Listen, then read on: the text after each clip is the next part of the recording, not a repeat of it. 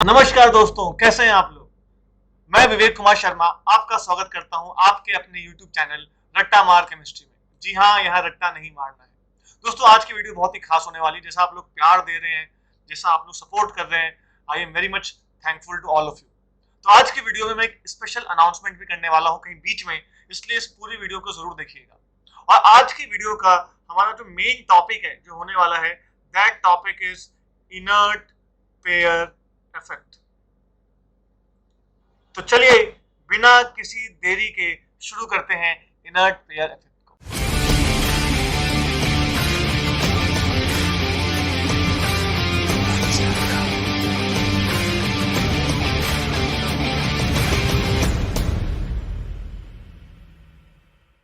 दोस्तों, जो सबसे बड़ी समस्या आती है इस इफेक्ट के बारे में जान के, वो ये आती है कि हम लोग इफेक्ट पढ़ तो लेते हैं, लेकिन ये बाद में पता नहीं चलता कि इसका नाम इनर्ट पेयर क्यों रखा गया था। क्या ये इनर्ट गैसेस या नोबल गैसेस उनसे लिंक्ड है? ये किस तरीके से इनर्ट पेयर डाल दिया गया? तो बच्चे इसको पूरा पढ़ लेते हैं और ये बहुत बहुत बहुत ज्यादा इंपॉर्टेंट इफेक्ट है फॉर पी ब्लॉक एलिमेंट्स। तो पी ब्लॉक में जब आप क्वेश्चन सॉल्व करेंगे तो आपको पता लगेगा मेरे भाई कि ये काफी ज्यादा इंपॉर्टेंट इफेक्ट होने वाला है।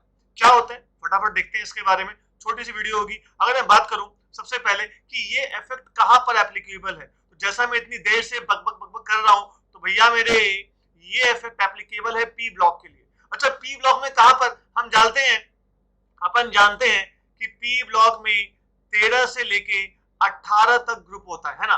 बोरोन फैमिली होता है, उसके बाद हमारे पास कार्बन फैमिली होता है, देन हमारे पास निकोजेंस होते हैं, चैल्कोजेंस होते हैं, हैलोजेंस होते हैं, इनर्ट गैसेस होती हैं, इनको हम नोबल गैसेस बोलते हैं। तो इतने सारे ग्रुप्स हैं।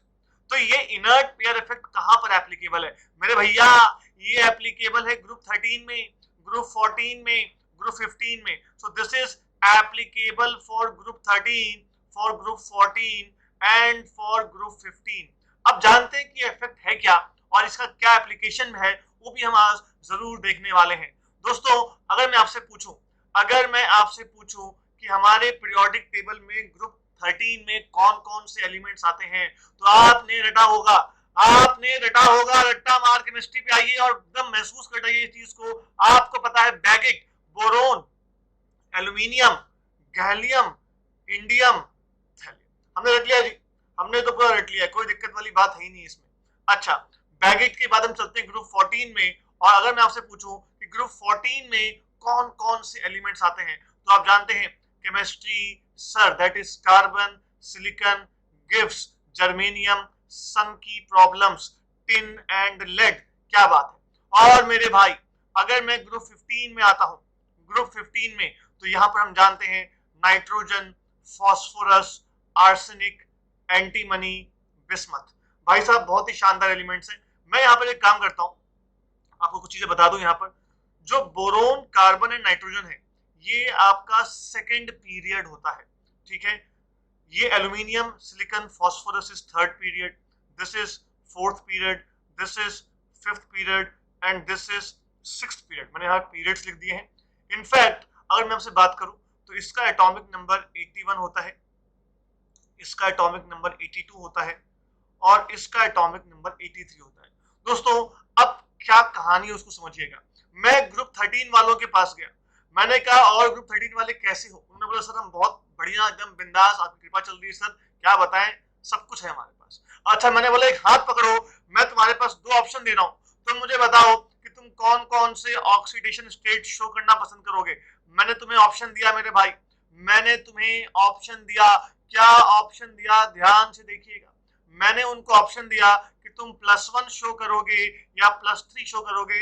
एक उंगली पकड़ो भैया, ये इतने बड़े वाले थे, ये दोनों उंगली पकड़ लिए। बोले सर हम +1 भी शो करेंगे, +3 भी शो करेंगे, हमारी इच्छा है, हम दोनों के दोनों शो करेंगे।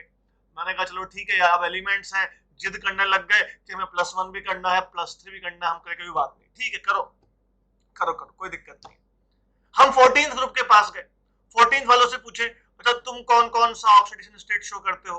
तो 14 वाला बोला कि सर पीछे वाला 2 कर रहा था, हम भी 2 करने पे भरोसा रखते हैं, हम शो करेंगे सर +2 एंड +4। मैंने कहा चलो बहुत अच्छी बात है। मैं 15 वाले के पास गया, 15 वाले ने बोला कि सर हम भी शो करते हैं +3 एंड +5। मेरे भाई ये ऑक्सीडेशन स्टेट कौन सा शो करते हैं, इसको आप बहुत आराम से निकाल सकते हैं। सपोज अगर मैं आपसे पूछूं कि बोरोन की एंडिंग की कॉन्फ़िगरेशन क्या होगी, तो आप सब लोग जानते हैं कि बोरोन जो होगा वो एंड होगा 2s2 2p1 से। इनफैक्ट ग्रुप 13 की वैलेंस शेल कॉन्फ़िगरेशन अगर आप सोचेंगे तो शायद आप सोच पाएंगे ns2 np1, this is the valence shell configuration of group 13। तो बोरोन 2s2 2p1, एल्यूमिनियम की एंडिंग किससे होगी 3s2 3p1, गैलियम की एंडिंग किससे होगी 4s2 4p1, सेम ऐसे ही आगे चलता जाएगा।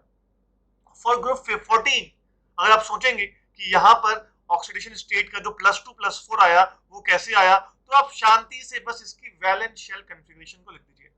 तो ग्रुप 14 के लिए हमारे पास क्या आएगा, देखिए ns2 np2, this is the valence shell configuration. Carbon की एंडिंग किससे होगी 2s2 2p2 से, सिलिकॉन की 3s2 3p2 से एंड सो ऑन। और 15 के लिए आप लोग जानते हैं it will be ns2 np3। तो ये 15 वालों की जनरल इलेक्ट्रॉनिक कॉन्फ़िगरेशन मैंने सबकी लिख दी है। अब आप देख सकते हैं यहाँ पर कि भैया 13 वालों के पास क्या ऑप्शन है, या तो एक इलेक्ट्रॉन अपना लूज कर दे, तो अगर वो अपना एक इलेक्ट्रॉन लूज करेंगे तो भैया वो +1 शो करेंगे। और दूसरा ऑप्शन क्या है कि वो अपने तीनों इलेक्ट्रॉन लूज कर दे, अगर तीनों इलेक्ट्रॉन लूज कर दे तो +3 शो करेंगे। अब आप में से बहुत सारे लोग सोच रहे होंगे कि सर अगर 2 करे तब क्या होगा, उसकी बात अलग हम करेंगे, 2 पे क्यों नहीं रुकेगा ये भी हम जानेंगे, पर टेंशन मत लीजिए अभी फिलहाल। तो 13 के पास 2 ऑप्शन है 1 एंड 3, 14 के पास 2 ऑप्शन है 2 एंड 4, 15 के पास 2 ऑप्शन है 3 एंड 5। अब मैंने क्या किया, सुनिएगा ध्यान से। अब मैंने ग्रुप 13 के सरदार को पकड़ लिया। तो ग्रुप 13 का सरदार कौन है दोस्तों, बोरोन।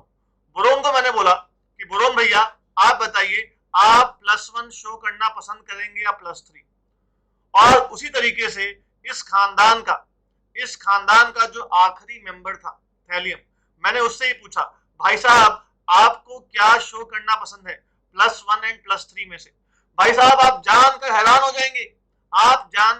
जाएंगे, बोरोन ने बोला कि सर जी मुझे तो बड़ा वाला पसंद है, मैं तो +3 शो करूंगा।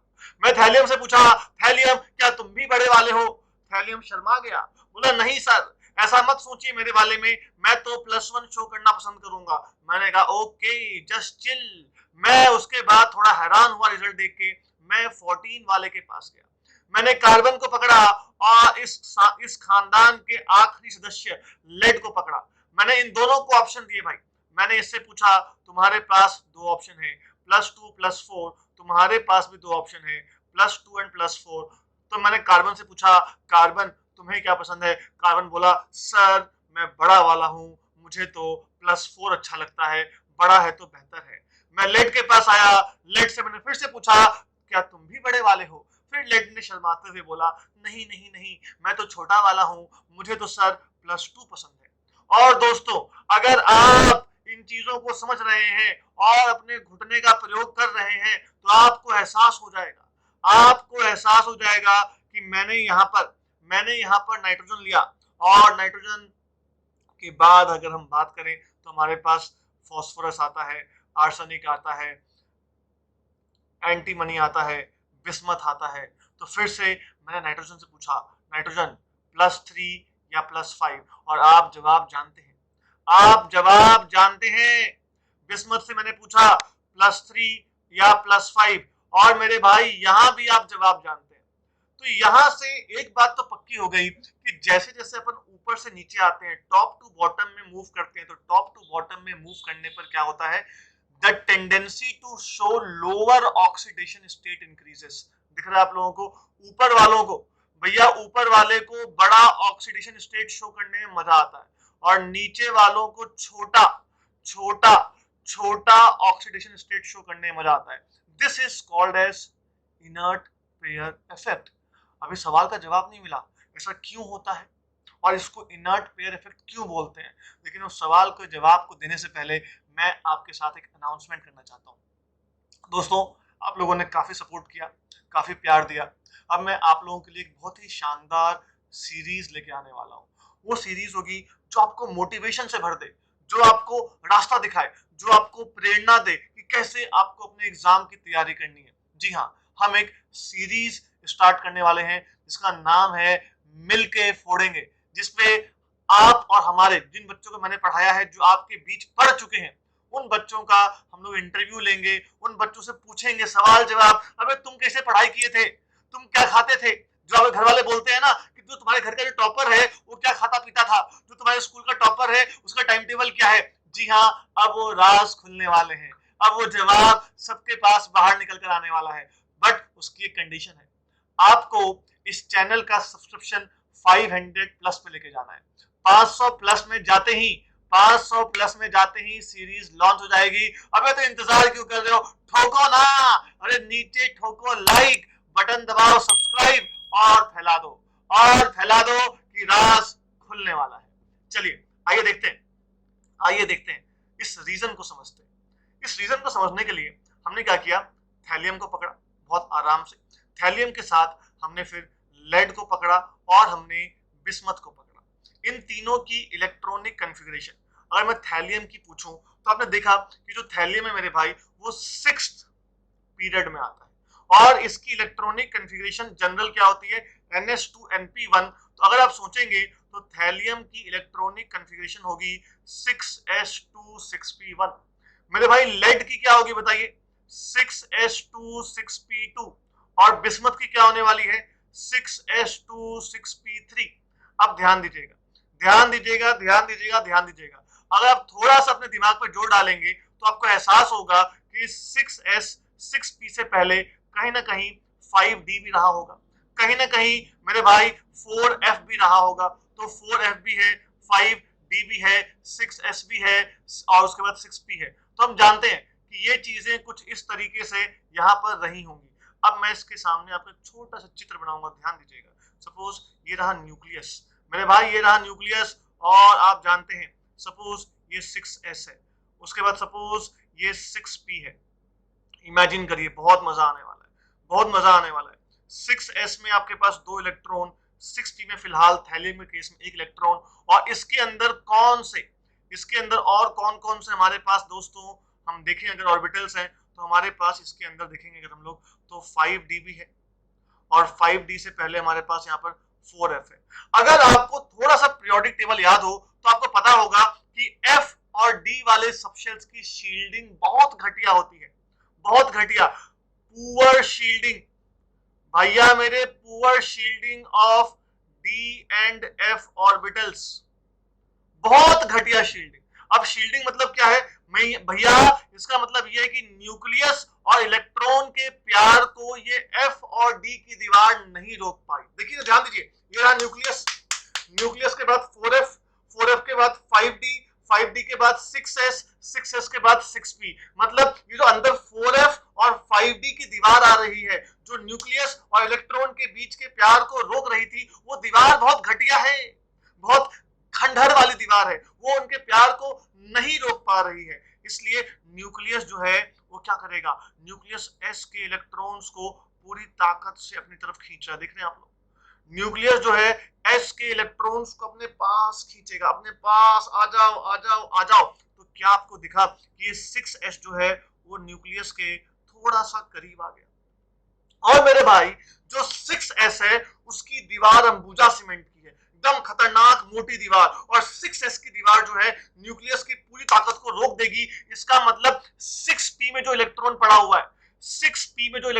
हुआ है इसको न्यूक्लियस इतना ज्यादा प्यार, इतना ज्यादा लगाव, इतना ज्यादा फोर्स ऑफ अट्रैक्शन नहीं दिखा पाएगा।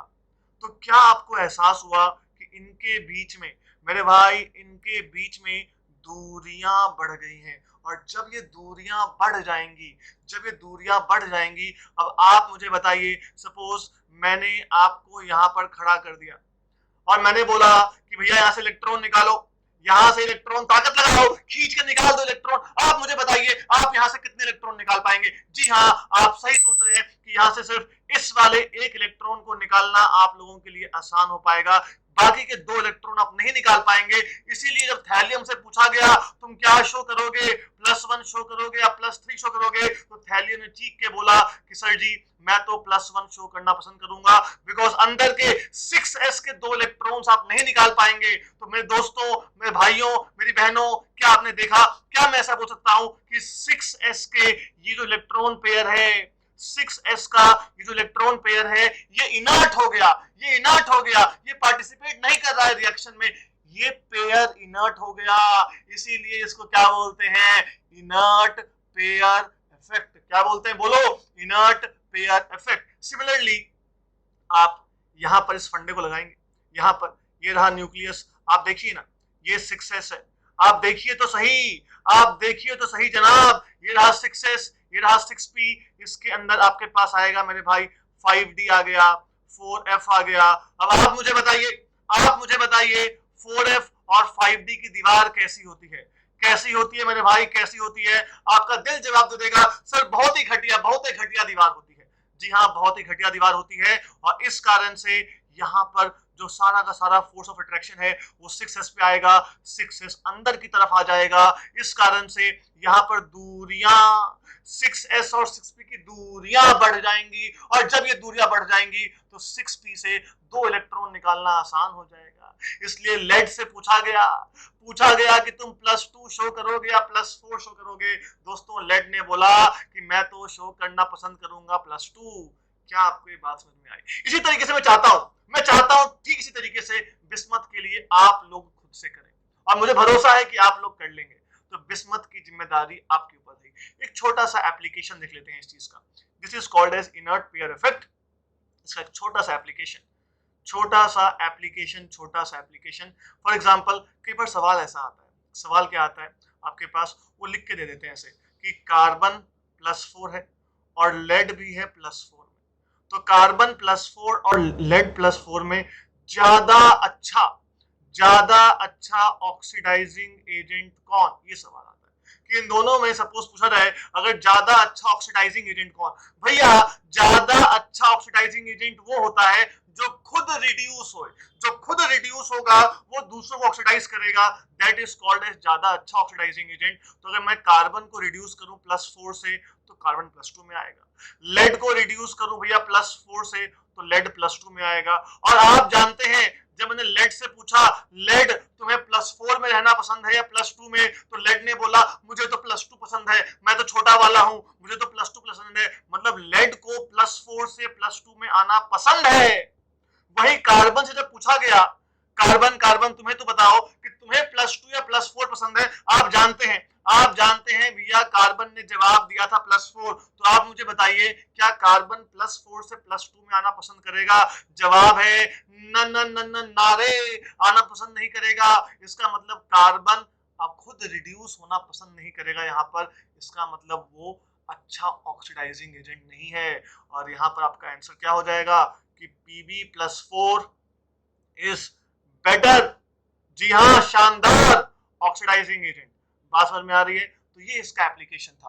दोस्तों, आशा करता हूं आपने कुछ सीखा होगा, मजा भी आया होगा, और आप लोग एक्साइटेड भी होंगे कि अगली सीरीज बहुत मजेदार होने वाली है, जो हम नया इनिशिएटिव ले रहे हैं सिर्फ आप लोगों के लिए। ठीक है, तो स्वस्थ रहिए, मस्त रहिए, चैनल को सब्सक्राइब करिए, वीडियो को लाइक करिए, पढ़ते रहिए और बिंदास रहिए। Thank you very much.